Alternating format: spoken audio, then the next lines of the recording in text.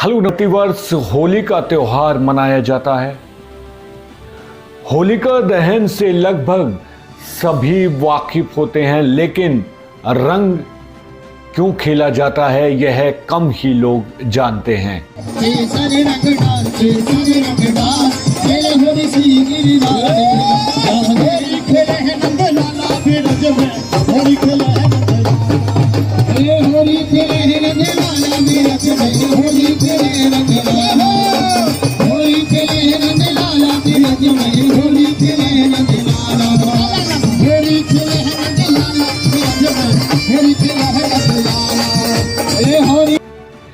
यहाँ देखिए होली के दोनों दिनों की पौराणिक कथा के बारे में।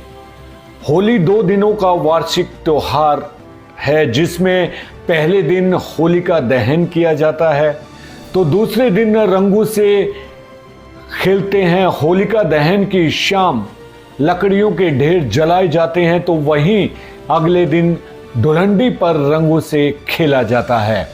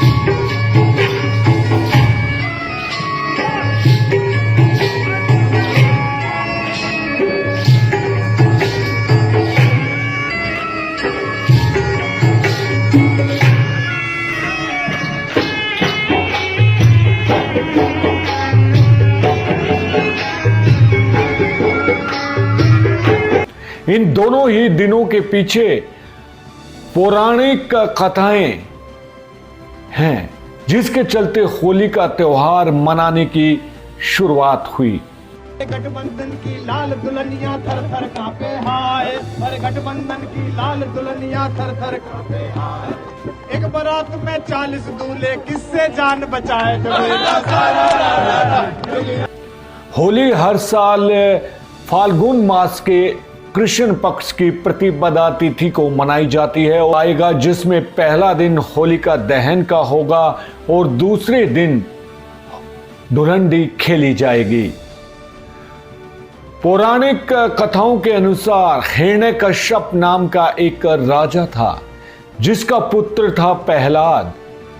हिरण्यकश्यप घोर विष्णु विरोधी था, तो वहीं उसका बेटा प्रहलाद विष्णु भगत था और इसके चलते अपने पिता की आंखों को जरा भी नहीं सुहाता था।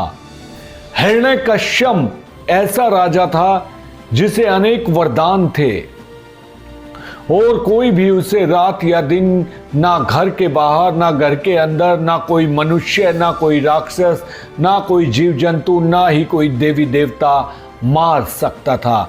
इसी के चलते वो इतना अहंकारी हो गया था। प्रहलाद विष्णु भक्त होने के चलते हिरण्यकश्यप ने अत्यधिक प्रयास किया कि वह प्रहलाद की जान ले ले। हालांकि भगवान विष्णु हर बार ही प्रहलाद की जान बचा लेते थे। एक बार हिरण्यकश्यप अपने पुत्र प्रहलाद की जान लेने के लिए अपनी बहन होलिका को बुलाया।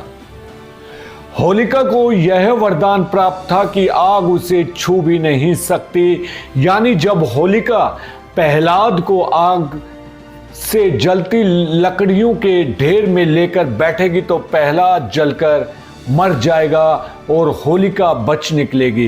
परंतु भगवान विष्णु की कृपा प्राप्त प्रहलाद को आंच छू भी नहीं पाई।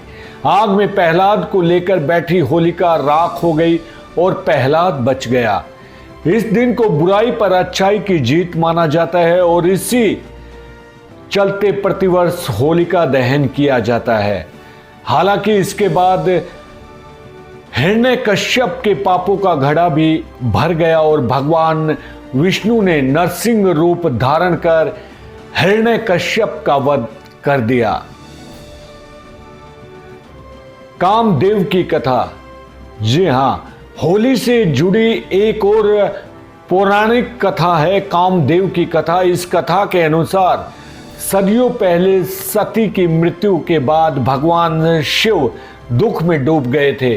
भोलेनाथ के गहरे शोक में थे, जिससे समूचा संसार प्रभावित होने लगा था। इसके पश्चात सती माता ने पार्वती के रूप में जन्म लिया और भगवान शिव के मन में प्रेम भाव उत्पन्न करने का प्रयास करने लगी। माता पार्वती ने सफलता पाने के लिए कामदेव से सहायता मांगी। कामदेव ने परिणाम जानते हुए भी भगवान शिव के हृदय में प्रेम का बाण मार दिया, जिससे भगवान शिव का ध्यान भंग हुआ और क्रोध से अपनी तीसरी आंख खोलते हुए उन्होंने कामदेव को भस्म कर दिया। परंतु प्रेम के बाण ने अपना काम कर दिया था और एक बार फिर भगवान शिव संसार के कार्यों पर ध्यान देने लगे। कामदेव के इस तरह भस्म होने को देखते हुए होलिका दहन की शुरुआत मानी जाती है। खास तौर पर दक्षिण भारत में कामदेव की कथा को सही माना जाता है और होली पर उनकी पूजा भी की जाती है।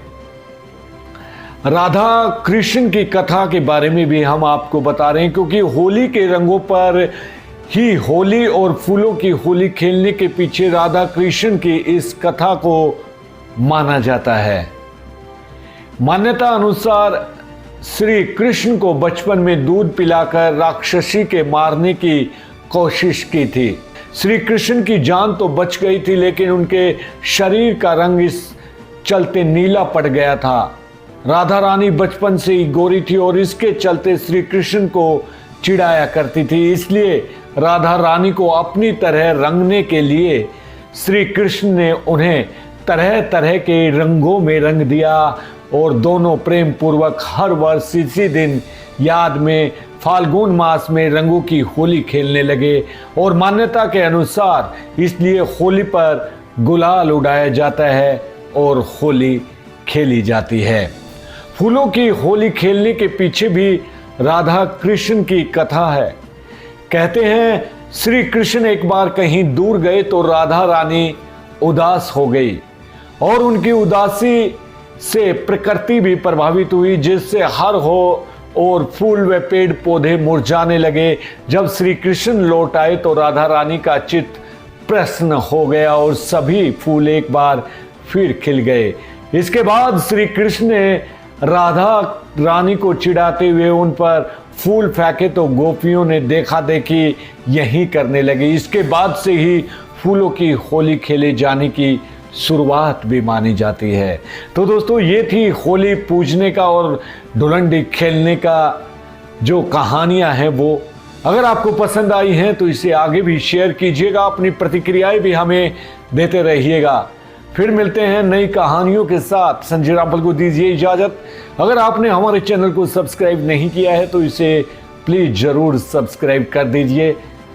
फिर मिलते हैं, बने रहें। जय हिंद, जय भारत।